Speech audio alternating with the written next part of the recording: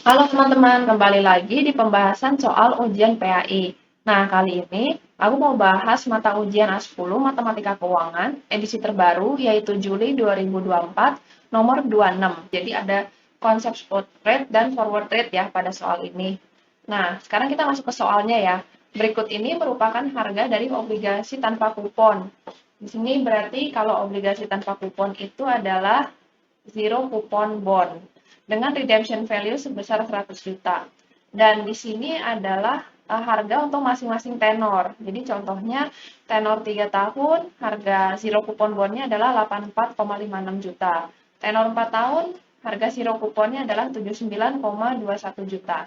Nah, pertanyaannya adalah tentukan 1 year forward rate di tahun keempat. Jadi kalau teman-teman perhatikan di sini timelinenya, tahun keempat itu antara T sama dengan 3 sampai T sama dengan 4. Sebelum kita masuk ke pengerjaan, kita review konsep dulu ya. Jadi, di sini spot rate itu dinotasikan dengan S0T. Tapi kalau di buku-buku lain ada juga yang ST.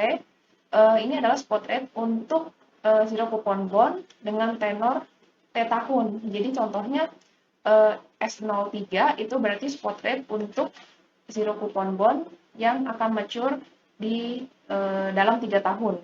Nah, kemudian untuk box yang kedua, harga dari zero coupon bond yang tenornya adalah T tahun dan maturity value-nya atau redemption value-nya itu 1 diberikan dengan rumus berikut, yaitu 1/1 plus S0T pangkat T.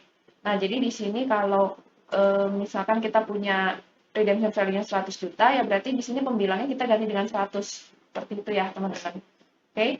Nah, dari dua box di atas, kita mencari dulu spot rate-nya ya. Untuk tenor 3 tahun, kita bisa tuliskan 84,56. Ini adalah bond price-nya ya, sama dengan 100 per 1 plus S03 pangkat 3. Sehingga di sini kita bisa balik persamaannya menjadi 100 per 84,56. Untuk tenor 4 tahun, yaitu 79,1 sama dengan 100 per 1 plus S04 pangkat 4. Sehingga di sini 1 plus S04 pangkat 4 sama dengan 100 per 79,21. Nah, kenapa saya hanya mengerjakan untuk tenor 3 tahun dan 4 tahun? Karena di sini yang ditanya adalah forward rate di tahun keempat. Nah, di sini lanjutannya adalah kita mau menghitung forward rate. Jadi di sini di box yang biru ini diberikan konsep forward rate of interest. I0-nya ini, I0 N-1, N, ini adalah notasi untuk forward rate-nya ya. Nah, jadi kalau teman-teman lihat di sini sebenarnya konsep ini adalah konsep single period forward rate. Jadi maksudnya apa? Ini adalah rate atau suku bunga yang berlaku untuk tenor 1 tahun, tapi di masa depan teman-teman. Makanya namanya forward.